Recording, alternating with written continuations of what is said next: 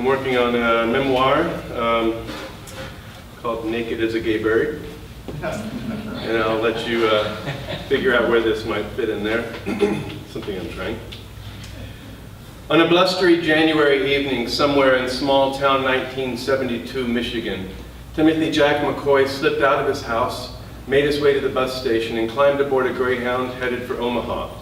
He was 15 years old and had done this kind of thing before when things got rough at home. More than anything, he didn't feel like anybody in his world understood him. He wasn't terribly sure he understood himself. He hunkered down in the seat in the back of the bus, the smell of the small toilet a reminder of outhouses he'd visited, feebly covered over by something sweetly, sickly floral. He barely had more than the clothes on his back, one small bag with clean underwear, a couple of shirts, his toothbrush. He wadded his winter coat into a ball on top of the bag for a makeshift pillow, then bent over it, trying to find a way to cover his nose but leave his mouth uncovered so he wouldn't suffocate.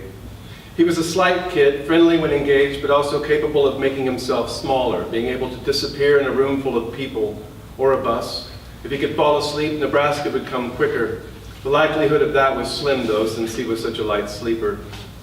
4 hours later, fluorescent lights from an overhang cut through the bus's tinted windows. Its restless innards sucked Timothy from a pitch blackness he'd only recently succumbed to.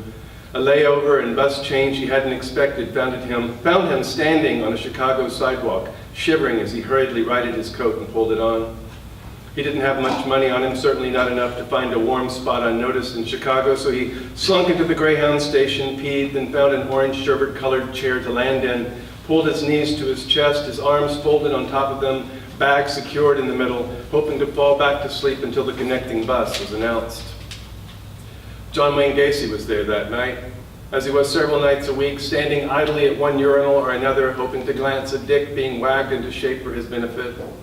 When Timothy left the men's room, John Wayne followed, giving enough distance between them not to be noticed, not just yet. Eventually, as the blond boy had settled into what seemed the most comfortable comfort he could find in a fiberglass chair, John Wayne made his move, circling the youngster like a hawk homing in on a chicken coop. The middle-aged man plopped down into the pistachio-colored ice cream scoop next to Timothy's, shaking all the chairs attached to the one black metal spine in that section. He released a long, intentional sigh. The boy shifted slightly, but was otherwise undisturbed. John Wayne sighed again and said, almost under his breath, but not really, "What a night." Timothy lifted his head, turned toward the round man next to him, curled his lips upward a smidgen, then returned forehead to forearms, moving a couple of times to find an unsweaty spot. "My friend was supposed to be on that bus. I don't know what happened to her." John Wayne wiped his palms down the front of his spackle-speckled work pants. "Excuse me, young man, but you were on that bus. Weren't you coming from..." He had no idea. He hoped the kid would take the bait. Timothy nodded without lifting his head. "Ann Arbor." "Yeah," the man confirmed happily. "She was on her way from Ann Arbor. That's where she lives. A good friend. Not a girlfriend, of course." Timothy dropped his knees and leaned back in the chair, arms crossed over his chest. His bag slid down his legs and rested in the cup formed by the tops of his feet and bottoms of his legs. He didn't care. John Wayne leaned over his paunch and placed the bag on the floor between them. "Thanks. Did you happen to see a youngish woman on the bus? Brown hair, good looking?" The boy made a face, drawing the side of his mouth toward an ear. "I don't know, I wasn't really paying attention. Sorry." "No, of course not, you're just a kid." John Wayne chuckled. "Where are you headed?" "Omaha." "Omaha? What's in Omaha?" "A friend." "A friend? What, a girlfriend or something?"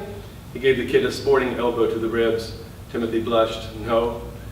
John Wayne wiped the beads of sweat from his face. "Well, what are you doing in Chicago?" "I don't know, waiting for the next bus, I guess. I didn't know there was going to be a layover." John Wayne looked around the station, pretending to be searching for a posted schedule, but really scoping out the sparse population, the people coming and going, some lingering, like he had been since he'd arrived at the bus station. "When's your connecting?" "Hours." "And you're planning on staying here in that chair for hours?" "I'm all right." "Oh, no, I can't let you do that." John Wayne reached for Timothy's bag. "You should stay at my house." Timothy pushed himself upright, reclaimed his bag, held it on his lap. "I don't even know you, mister." "I've got a big house, that's all you need to know. Plenty of room. I'm divorced. My wife took my kids and left me. It's just a big empty house that doesn't get much love. You could sleep in my boys' room. You like race cars?" "I don't know." "My son has posters of all his favorite drivers and cars. Real hot rods, you'll see." "I'm all right." "No, you're not." John Wayne was careful to keep his voice on an even keel. "You're cold. You're shivering."